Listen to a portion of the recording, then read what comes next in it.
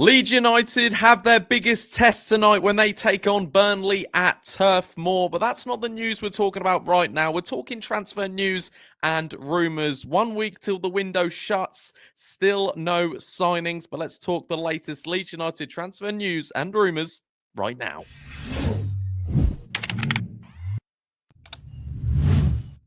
All right, guys, what's going on? My name is Ollie Ward. Welcome back to the Ollie Ward channel. Happy Monday. Hope you've all had a great start to your week and you're ready for the latest Leeds United transfer rumours video. Before we do get into it, you guys know what to do. Be sure to smash. Let's go for 200 likes on this video. Also, subscribe if you are new as well. We're on the road to 20,000 subscribers. And get your comments in, your score predictions for tonight's game. Are you feeling nervous? Are you feeling confident? Let me know what you guys think in the comments down below. Without further ado, let's get into the Leeds United transfer news and rumours. Apologies for no videos over the last couple of days. I just have been busy and had a bit of a rest. You know, I've uploaded quite a lot in January and there wasn't too much news about, but I'm back on a Monday. Let's get it talking. Let's get it started and let's talk Emi Buendia first. Obviously, this has been the transfer story of January. It's your Ryan Kent, it's your Lewis O'Brien. Now let's chuck Emi Buendia into the mix. So what is the latest with him? So, like I said, this has been an ongoing story throughout the whole of the transfer window, and let's hear from some actual reliable journalists. So, according to Sky Sports Germany, Florian Plettenberg, Leverkusen are trying to secure James McAtee from Manchester City. Again, another sort of Leeds United target there, as the youngster needs to have more game time since new arrivals have come into Manchester City. Leverkusen are now in direct talks with Man City for an option to buy deal. You're probably thinking, Ollie, what's this got to do with Buendia? Well, here we are. This is where it gets juicy. So if the transfer falls through, apparently Buendia is their top alternative. Concrete talks took place over the weekend between Bayer Leverkusen and Aston Villa. Buendia apparently likes the opportunity of playing under Alonso and wants to move to a top flight division. You know, we've been hearing ever since the summer that he doesn't want to drop down to the Championship. I think he's making that more known as the weeks go on. Reports are also suggesting that he has signed a new Villa deal. So whatever happens, if it's Leverkusen, if it's Leeds United, the deal will only be a loan with no option to buy. According to Fabrizio Romano as well, he got in on the Emi Buendia sort of news.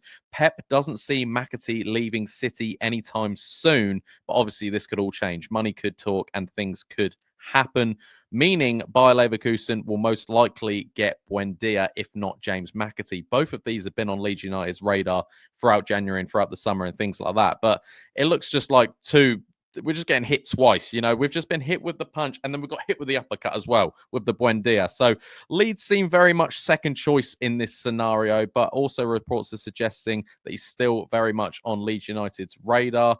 Farke wants a number 10, but there are noises that a deal for Buendia behind the scenes is annoying a few people. So do we move on now? Do we try for another number 10 if we sign anyone at all? Do you think, you know, and Farke has always come out and said that I want players that actually want to play for Leeds United. It looks like if Leeds do somehow end up getting Emi Buendia, it will not really be his choice. It will kind of just be because Bayer Leverkusen have got their first target. He's gone, oh, guess what? I'm not getting too much time at Villa.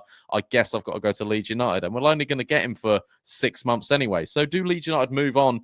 I really liked the prospect of Buendia. I really wanted to bring him in the club, but it's looking really complicated. It looks like he doesn't want to be here. It's difficult behind the scenes. Do you just move on? I know a lot of comments liked him, but I also know a lot of comments said he's injury-ridden. He's not even that great. Obviously, I think in the Championship he would be a brilliant signing, but also it just seems a bit too much, doesn't it? So as it stands, I know a lot of you already know this, but it looks like it is most likely off. It's come to a halt, if anything. Obviously, Leeds could still get him. It looks like he doesn't really want to come to Leeds United, though. But we'll see.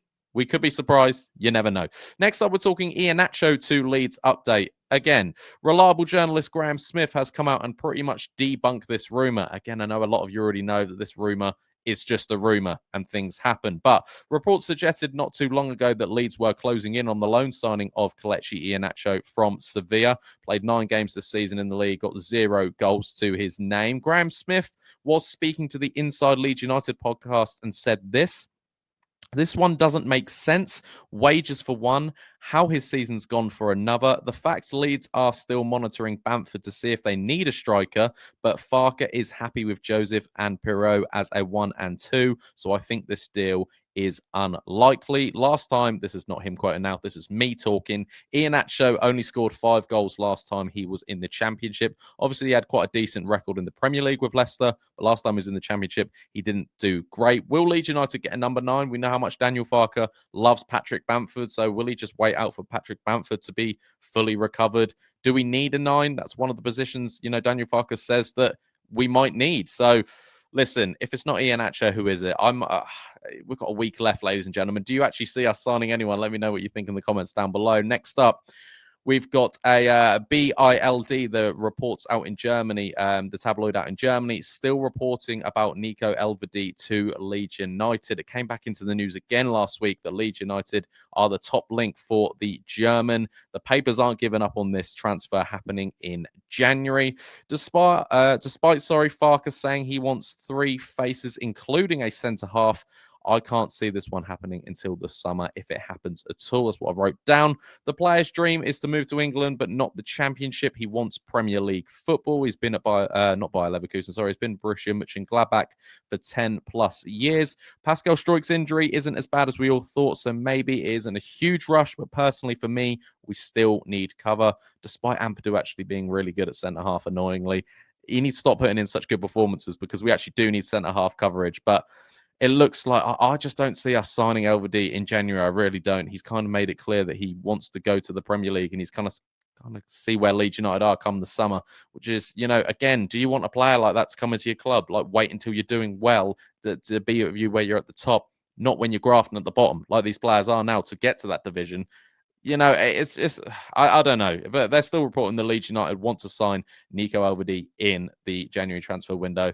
Take with a pinch of salt. Next up, we are talking Svensson, and the Daniel Svensson move could still happen. We had a chat about him a few days ago. Daniel Svensson, the left back, has already expressed that a move in January is not impossible. But I put here summer move is more likely than a January move, though. RB Leipzig are still in the race to sign him, so they could also approach in January.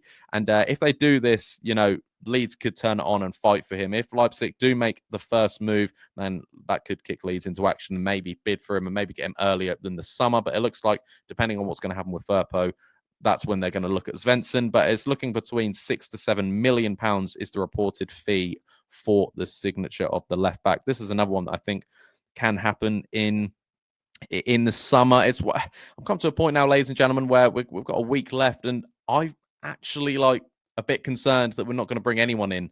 Throughout this whole January, I'm thinking 1 or 2, maybe even 3 might come in. With a week left, I'm nervous. Last but not least, we're talking Burnley versus Leeds United chat. And tonight, ladies and gentlemen, it is a huge game. If you are watching this on Monday, the 27th, it is a huge game tonight. I'll bring my match reaction out tomorrow, so you guys will hopefully watch that. But yeah, listen, it's a huge game. I've gone for a score draw. They don't concede a lot, Burnley. Leeds do look good. Sheffield United dropped points, or they lost. Sunderland dropped points. They drew 2-2 at Plymouth. Borough lost to Preston. It would be typical Leeds to bottle this, wouldn't it? But here we are. It's going to be a tough game. It's going to be a good game. Burnley versus Leeds United tonight at 8 o'clock. Looking forward to that.